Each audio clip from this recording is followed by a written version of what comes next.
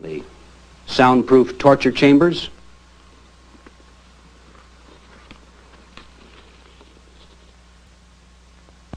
and the, well, I guess you'd say they would be the pitiful victims of a deliberate program of mass starvation.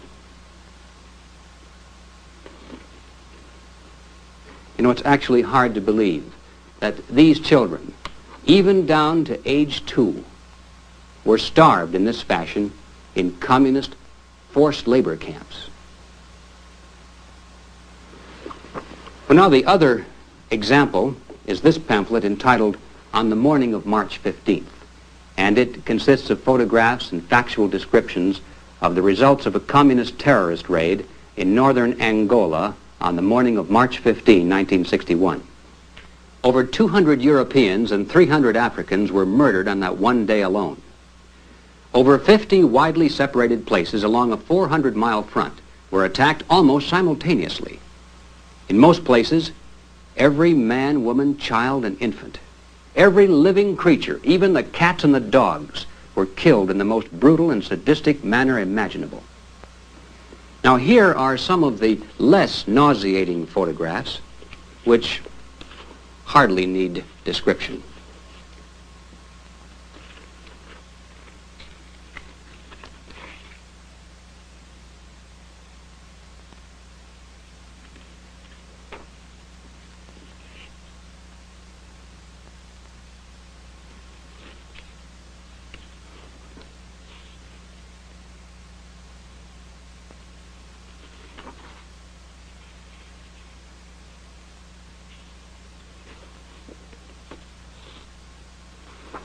You know, seeing that picture of the infant in the bassinet reminds me of one account which, forgive me, ladies, I must read, even though it sickens me to do so. A group of some 400 terrorists attacked the experimental farm at Mabridge. One of the few survivors of this attack, Manuel Lourenco Alves, relates what happened. The assault began at 6 in the morning, and all the houses on the farm, whether they belonged to Europeans, Africans, or mulattoes, were attacked simultaneously. The women were dragged out of their houses together with their children.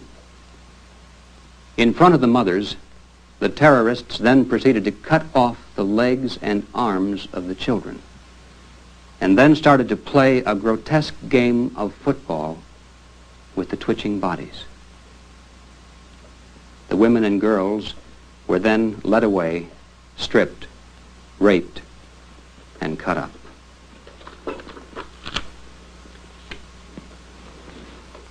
Ladies and gentlemen, I've discussed these scenes and shown these pictures, not because of any desire to be sensational, believe me, but merely to help balance the scales of our judgment, to emphasize the almost forgotten fact nowadays that there are other horrible ways to die.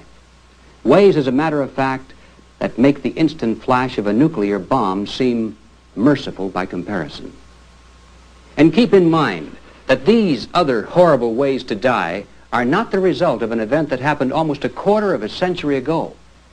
We're talking about events that are happening right now to thousands of helpless human beings somewhere every day, millions every year.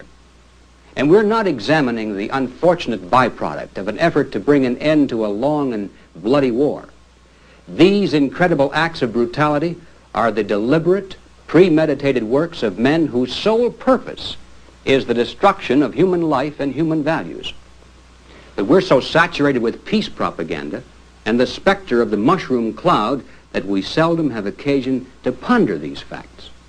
And because of this one-sided exposure, millions of Americans have been conditioned, without their even knowing it, to fear the horror of nuclear war far more than they fear the terror of a communist peace.